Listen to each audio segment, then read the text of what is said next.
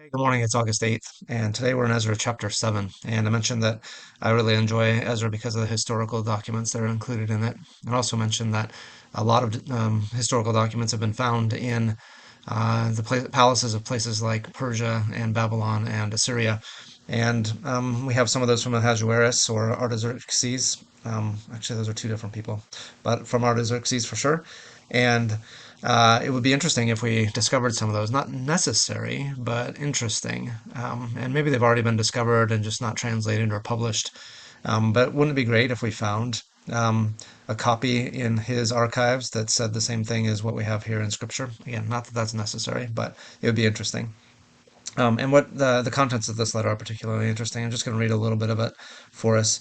Beginning in verse 13, it says, "Now I decree that any of the Israelites," this is Artaxerxes talking, um, actually, let's go all the way back to verse 12. "Artaxerxes, king of kings, to Ezra the priest, teacher of the law of the God of heaven, greetings. Now I decree that any of the Israelites of my kingdom, including priests and Levites, who volunteer to go to Jerusalem with you, may go. You are sent by the king and have and his 7 advisors to inquire about Judah and Jerusalem with regard to the law of your God, which is in your hand. Moreover, you are to take with you the silver and gold that the king and his advisors have freely given to the God of Israel, whose dwelling is in Jerusalem. Together with all the silver and gold you may obtain from the province of Babylon, as well as the free will offering of the people and priests for the temple of their God in Jerusalem."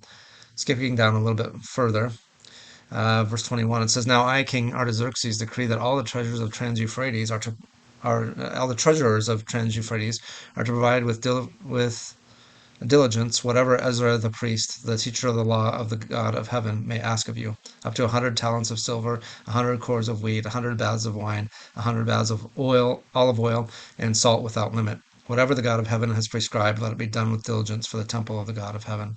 Why should his wrath fall on the realm of the king and of his sons?" But down to verse 25. "And you, Ezra, in accordance with the wisdom of your God, which you possess, appoint magistrates and judges to administer justice to all the people of Trans-Euphrates, all who know the laws of your God, and you are to teach any who do not know them.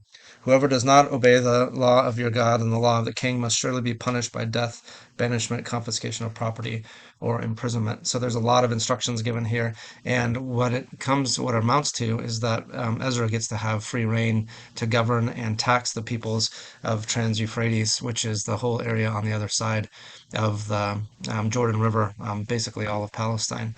And so their exile and then in return from exile actually gives them a greater opportunity to minister to the peoples that they're overseeing in that land by the decree of the king there in his territory. So I think that's an interesting view of world history out of the mouth of Artaxerxes, a pagan ruler. That's it for today.